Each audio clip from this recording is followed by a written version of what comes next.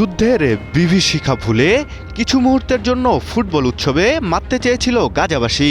বড় পর্দায় মিশরের সঙ্গে বিশ্ব চ্যাম্পিয়ন আর্জেন্টিনার লড়াই দেখানোর সব প্রস্তুতিও ছিল সম্পূর্ণ, কিন্তু বল মাঠে গড়ানোর মাত্র কয়েক ঘন্টা আগে ইসরায়েলি ড্রোন হামলায় ঝরে গেল সেই উৎসবের মূল আয়োজক ফিলিস্তিনি প্রবীণ নেতা মোহাম্মদ ফাওয়াজ আল ওয়াহিদের প্রাণ।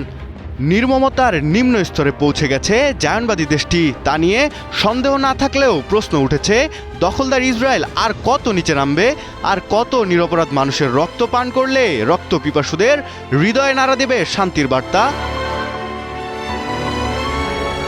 57 বছর বয়সী আল ওয়াহিদ বিশ্বকাপে মিশর ও আর্জেন্টিনার মধ্যকার ম্যাচ গাজার বড় পর্দায় দেখানোর কথা ছিল ফিলিস্তিনি প্রবীণ নেতার, কিন্তু সেই ইচ্ছে আর পূরণ হলো না।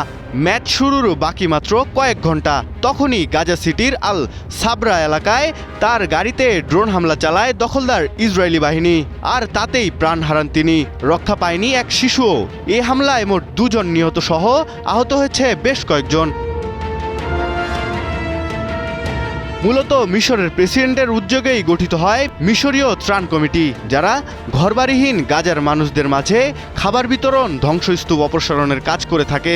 সেই কমিটির পরিচালক ছিলেন নিহত মোহাম্মদ ফাওয়াজ, আর গাজা জুড়ে বিশ্বকাপ খেলা দেখানোর আয়োজক হিসেবেও বেশ পরিচিত ছিল এই কমিটিটি। ক্লেমন নিয়ে এলো বিরাট কারবার। ইউনিক কোডটি সাবমিট করলে জিততে পারো লক্ষ লক্ষ গিফট।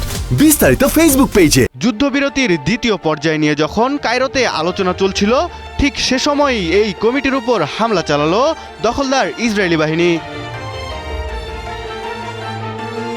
এদিকে এই পরিকল্পিত হত্যাকাণ্ডের তীব্র নিন্দা জানিয়েছে Palestinian centre for human rights. বুধবার এক বিবৃতিতে দখলদার ইসরায়েলের এই হামলার ঘটনায় গভীর উদ্বেগ প্রকাশ করে সংস্থাটি জানায়, দখলদার ইসরায়েলি বাহিনী শুধু ফিলিস্তিনিদের হত্যা করছে না, বরং অবরুদ্ধ জনগোষ্ঠীর জন্য সামান্য স্বস্তি বয়ে আনে এমন ব্যক্তি ও উদ্যোগগুলোকেও লক্ষ্যবস্তু করে জীবনযাপনের আনন্দগুলোকে নির্মূল করার চেষ্টা করছে। আর এমন খবরেই বলা হয়েছে যুক্তরাজ্য ভিত্তিক সংবাদ মাধ্যম মিডল ইস্ট আইয়ে। সংস্থাটি আরও বলে, গাজা উপত্যকা জুড়ে ফিলিস্তিনি বেসামরিক নাগরিকদের উপর চলমান এই গণহত্যা বন্ধে জরুরিভাবে আন্তর্জাতিক পদক্ষেপ নেওয়া উচিত। পাশাপাশি ক্রমবর্ধমান এসব অপরাধের পেছনে দায় মুক্তির সংস্কৃতি অবসানের জন্য ইসরায়েলি নেতাদের আন্তর্জাতিক বিচারের আওতায় আনা অত্যন্ত জরুরি।